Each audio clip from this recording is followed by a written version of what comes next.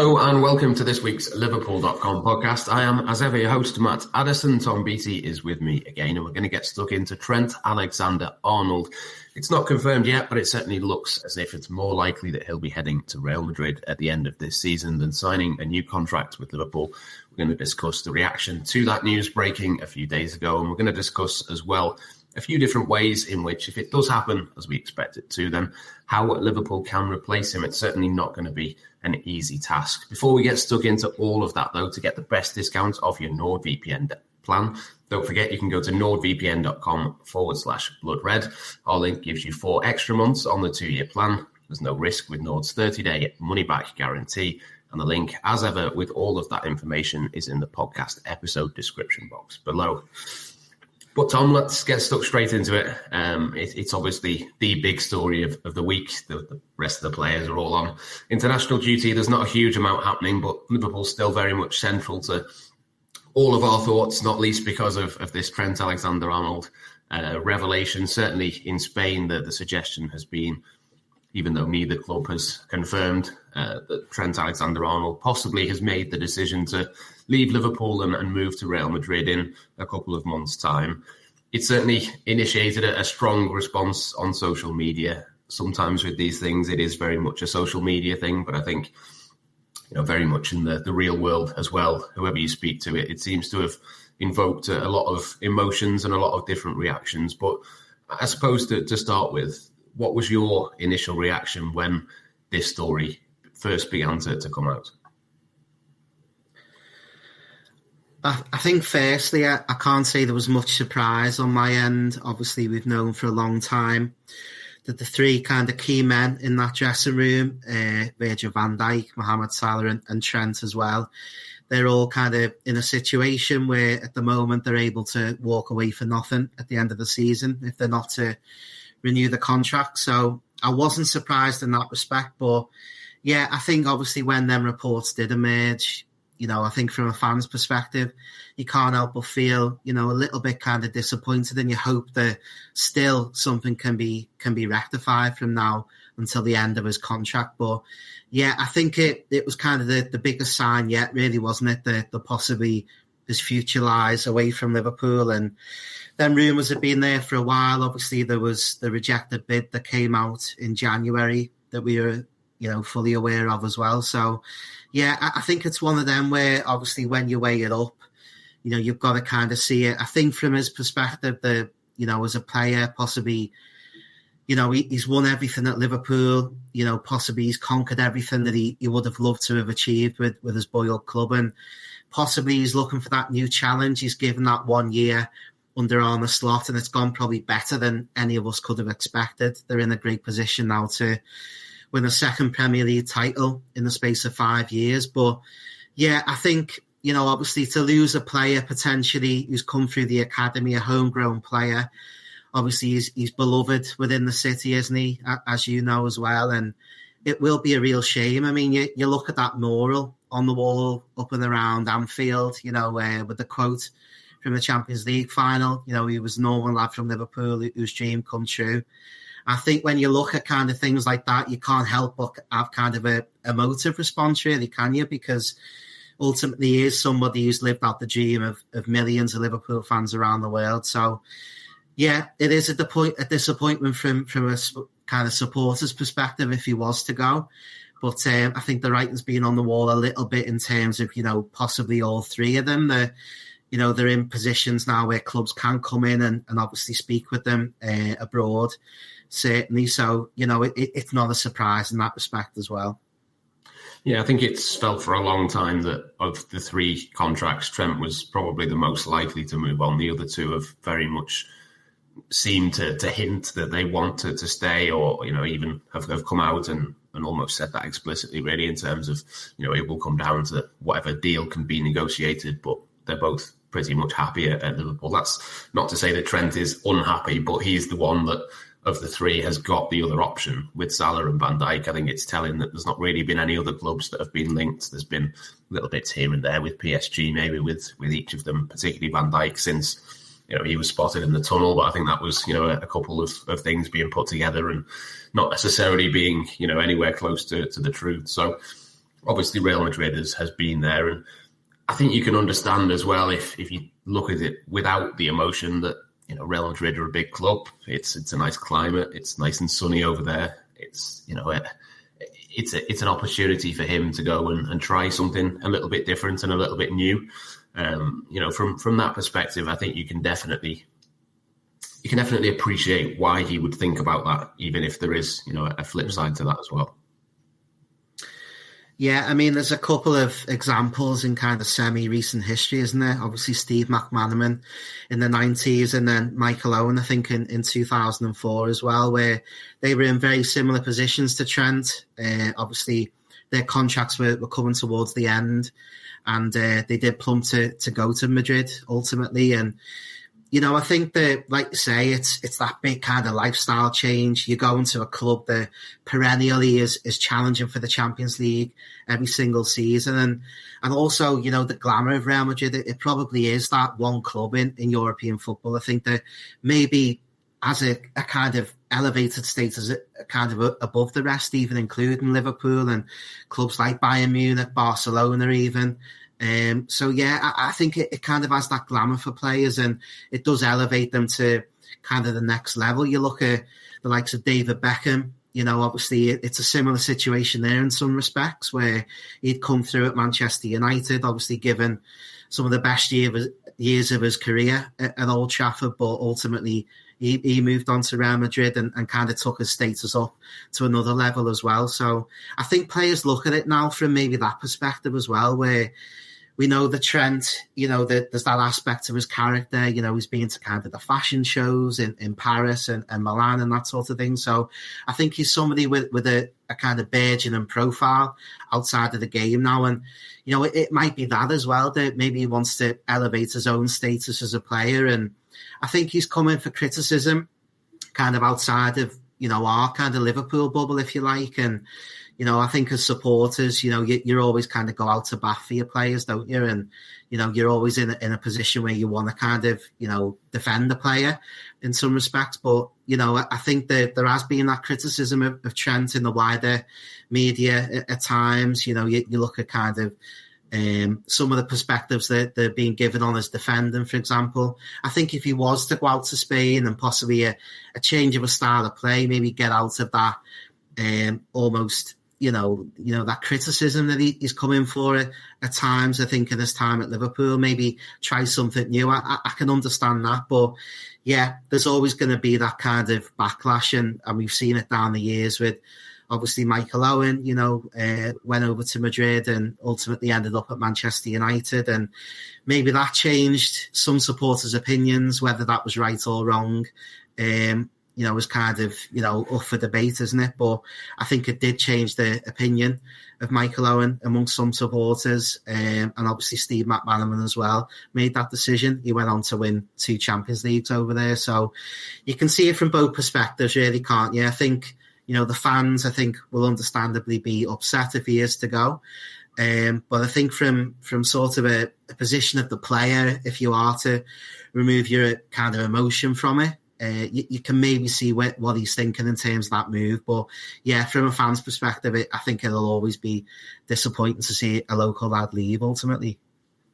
You mentioned there the criticism that other players have had in the past. Obviously, we saw at the start of this year when Real Madrid came in for trying to get him in January, there was criticism of him when he didn't perform well against Manchester United. And, you know, was that a knock-on effect or whatever of that interest being there? Was that in his mind, you know, that kind of thing? And in the next few months, we might see, you know, similar things to that. You know, in the years to come, people will look back at his time at Liverpool differently if he does choose to move on and move to Real Madrid at this point in his career.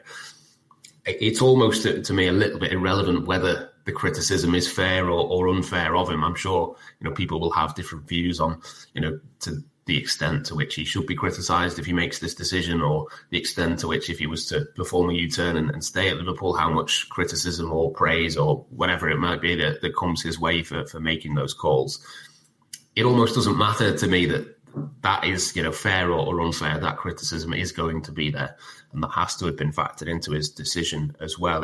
It almost doesn't matter that the criticism is going to be there, because that's inevitable. But Can you understand why, fans would be critical of him? Can you understand maybe why, you'd have to assume that he would realise that was going to be the case? You wouldn't have thought that he'd be naive enough to think that, he'd be clapped off and the fans would applaud him going to Real Madrid.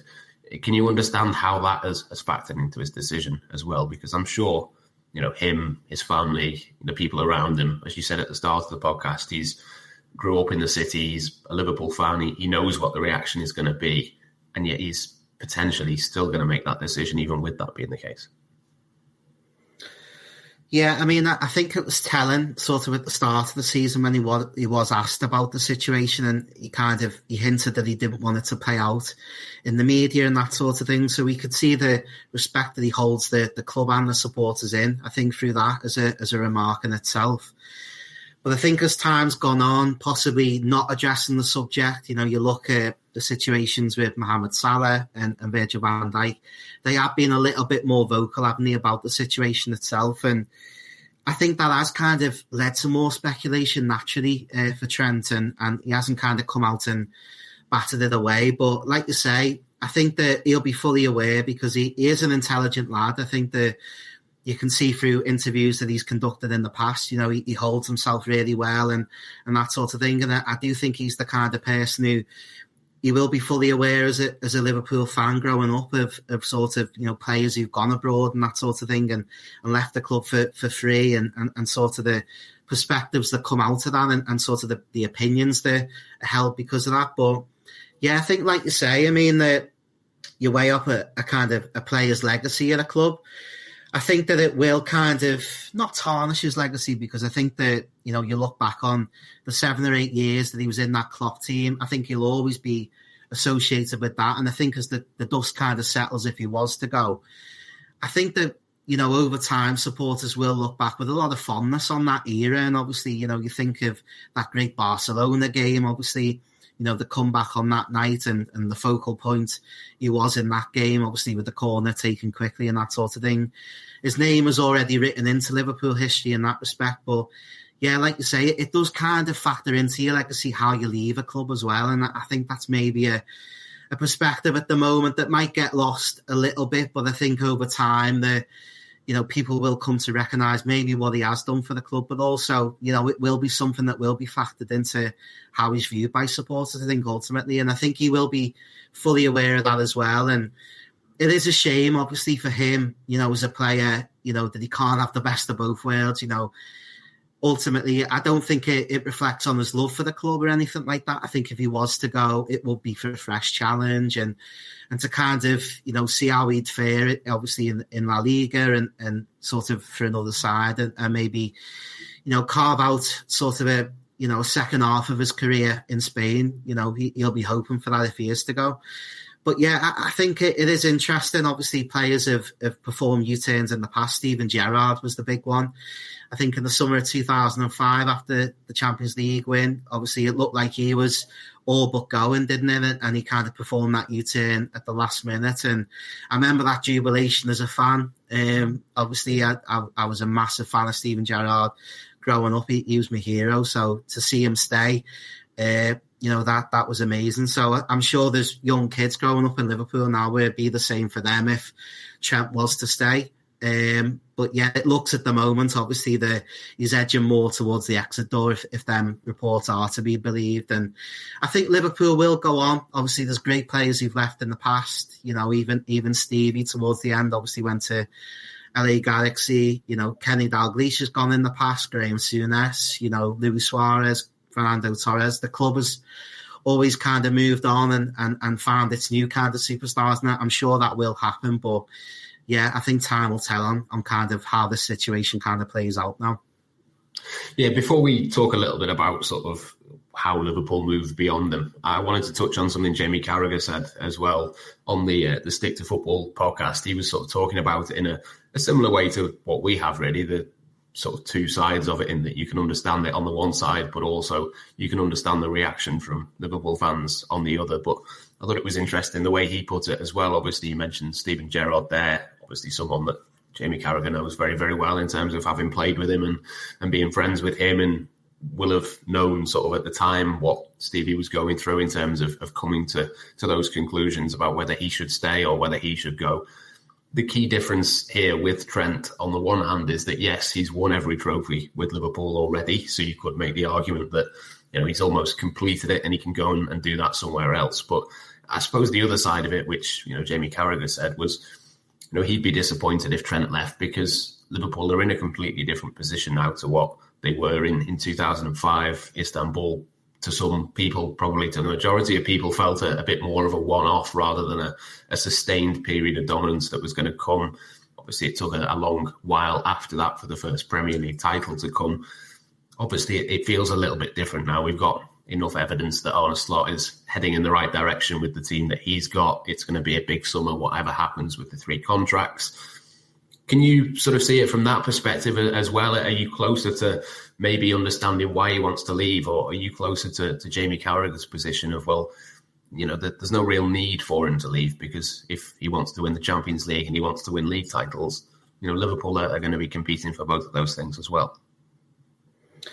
Yeah, I think it is a really good point, because, like you say, Liverpool are in such a better position than what they would have been in Steven Gerrard's era. Obviously, they are challenging every single year at the moment under the Klopp era, and now moving into the Slot era for the Premier League every single season. And you'd have them there or thereabouts in terms of challenging for the Champions League as well every single season. So I think on both of them most important fronts, Liverpool are doing really well. So I think that is where maybe some of the frustration must be coming for a lot of the kind of supporters looking in at the situation now.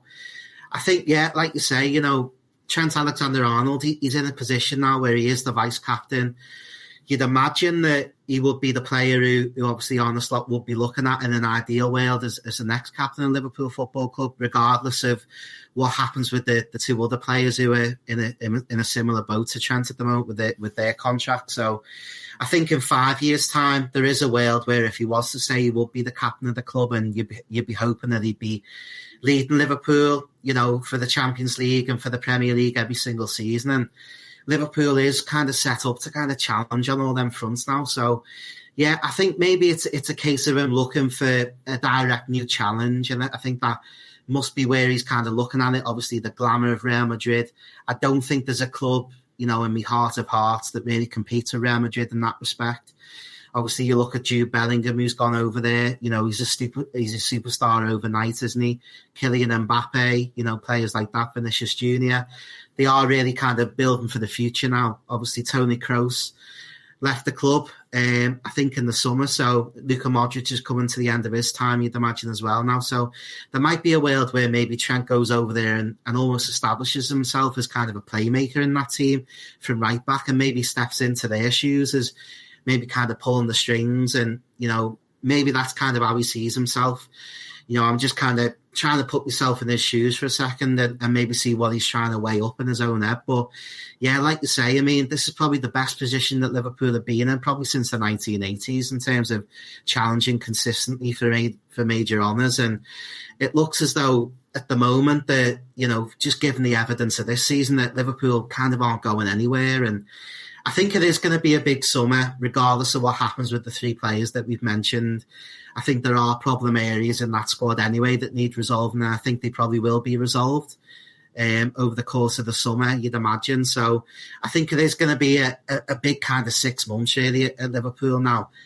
But, yeah, I think I look at the kind of situation for Trent, and part of me as a Liverpool fan, I kind of think, wouldn't you want to kind of take the club forward? Wouldn't you want to be in Steven Gerrard's shoes of lifting European Cups and that sort of thing? And you look back at the great captains who've led the club, Phil Thompson and people like that from the City, even Jamie Carragher's the vice captain, the big impact he made in 2005. We know he's won everything at Liverpool, but yeah, maybe to go it again and kind of put your own stamp on that and write your own name into Liverpool folklore as a captain. I think that'd be something that would be really tempting for me. But obviously, an offer for Real Madrid, it's nothing to be sniffed at. And you can kind of understand when you take the emotion out of it, maybe what he's thinking as well. So it is a tricky situation, I think. Yeah, there's no bad option on the table, is there really? You can be a key part of a Liverpool team, or you can go to Spain and be a key part of another huge giant across the whole of football. Really, it's almost in some ways it's a no-lose situation, even though clearly there will be a legacy sort of issue, if you like, to move forwards if he does leave Liverpool. I think that is pretty much inevitable. The other element that I think people have criticised is the fact that it will be a free transfer, and we've mentioned that a couple of times during the podcast. I can't say that particularly turns the dial for me. I don't think in terms of the level of criticism that makes a huge amount of difference. Obviously, we know the model that Liverpool run. They reinvest the money that they bring in. We've seen in the past, big money transfers have left and that money has been reinvested. But, equally, there's been...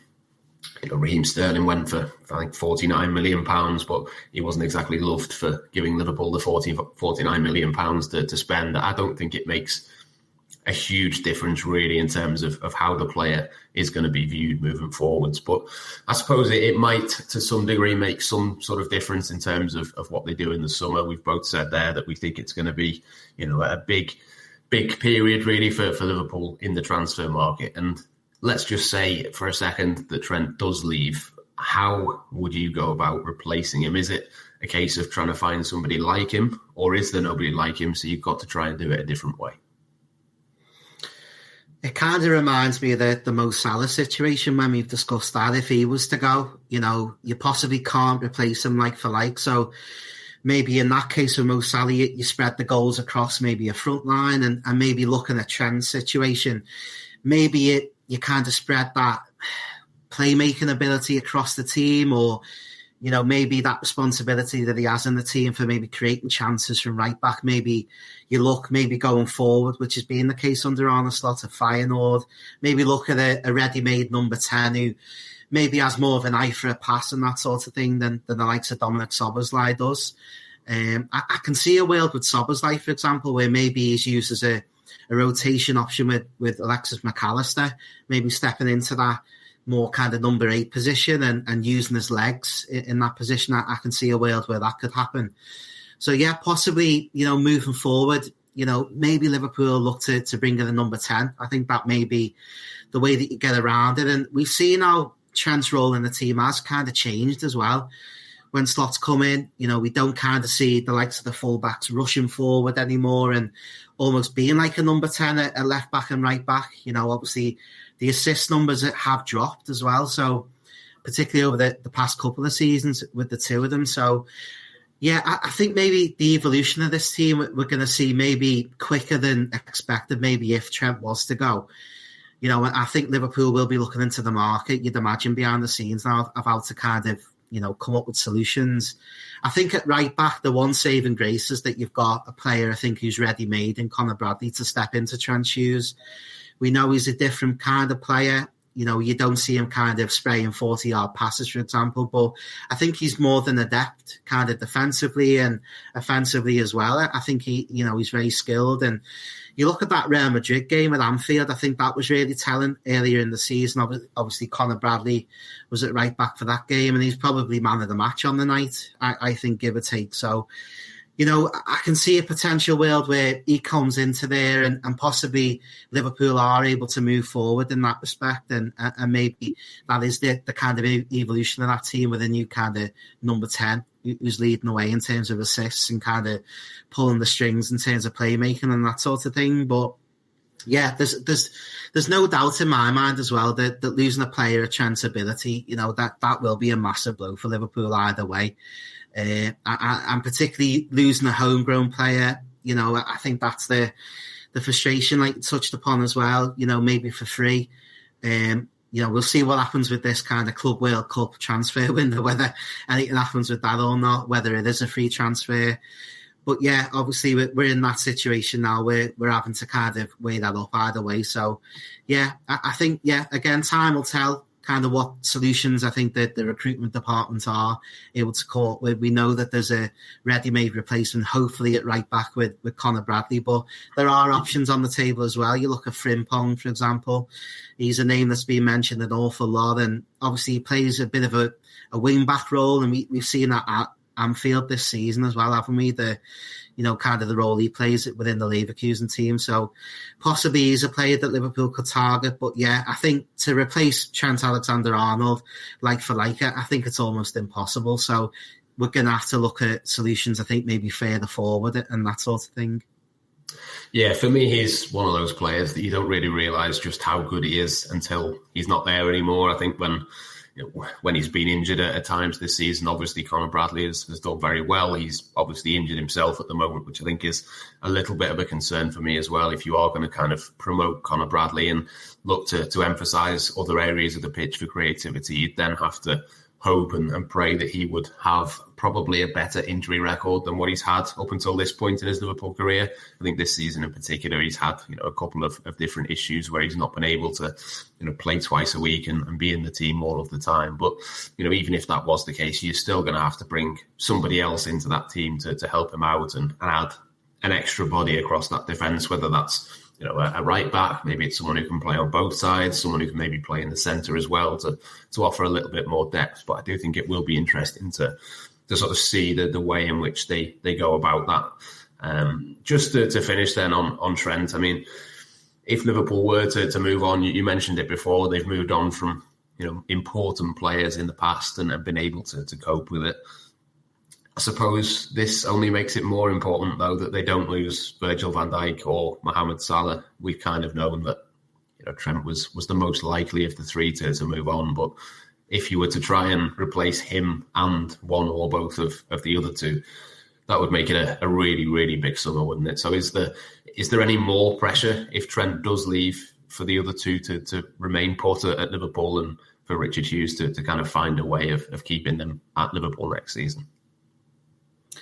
Yeah, for me, I think it's imperative that Liverpool do all they can now to secure the two of them. We're obviously already looking at the situation where possibly Liverpool are going to lose the best right back in the world, and you don't want to be looking at a situation where you're losing the best centre half and maybe the best forward in the world on current form as well in the same summer. And we spoke down the weeks as well of other problem areas in the squad, and like you say, it's going to have to be a big summer either way, just in terms of balancing the books and that sort of thing. There's a situation where maybe the likes of Kelleher in goal, he's probably going to go. We've discussed that before today as well. You look at the lad that they're bringing in, Mamardashvili. He's coming in from Valencia, isn't he? So you'd imagine that one player is possibly going to go in that position. And then, you look at left back, for instance, as well. I think there's work to do there, possibly in terms of adding another option there. And then we've discussed about the number 10 position, maybe another forward down the weeks as well. So there's a lot to do this summer. I think what you don't want to be looking at as a situation is that you lose too many of your key men, I think, in one summer, and it becomes a major kind of transitional season then. And although you've won the league, you almost don't want to look at it as the end of an era as well. You want to see it as the start of something. Obviously, with a relatively new manager who's come in after 1 year and won the league, you want to kind of give him them resources that he's able to kick on again. And you mentioned about great players who've left in the past. I think that the big difference maybe with the likes of Souness who left and Kenny was possibly that there was great players who were able to kind of step in, and you hope that if Trent is to go, that solutions are found either within or with the recruitment in the summer. And you hope that you're not looking at a situation where there's just almost too much to do in the summer.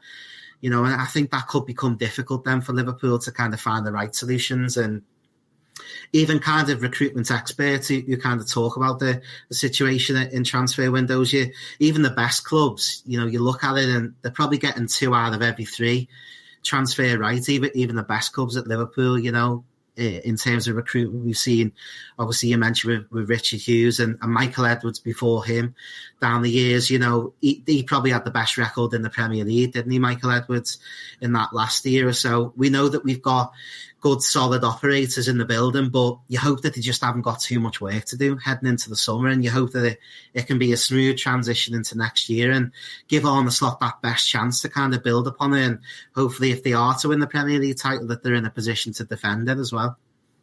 Yeah, absolutely, and that's all that Arne Slot will ask for, I think, heading to next season, isn't it? That he's got a squad that can do a better job, hopefully, in terms of, obviously they were a bit unlucky in the Champions League, and the team that knocked them out was one of the top 2 or 3 in the tournament as well. Maybe you can get a little bit more lucky with 1 or 2 draws, but Liverpool will want to compete for the Premier League title next season. They'll want to do better in the other competitions as well. And it's just about having a squad that can do that. And as you say, if Trent was to leave, if 1 or 2 others are to leave, there's suddenly a mounting list of things that are going to be happening in the summer. But it does at least give us a lot of things to talk about and a lot of things to think about during the summer. I'm sure there'll be plenty of moves that get done. Mamardashvili is obviously coming in, which will be interesting to see kind of how he fits in and what the plan is with him. But yeah, plenty of other things to keep an eye on as well, which I'm sure we will do on the course of the rest of the season into the summer as well on this podcast. But yeah, I think we'll leave it there for now. I think we've done enough talk on Trent. I'm sure there'll be plenty more talk on Trent over the next few weeks to come. Whatever decision he makes, and when that becomes official, I'm sure there'll be plenty of transfer rumours around who might replace him as well. But yes, thank you very much to Tom for joining me for this week, to you at home as well for watching on and for listening. And we'll be back next week with the next Liverpool.com podcast.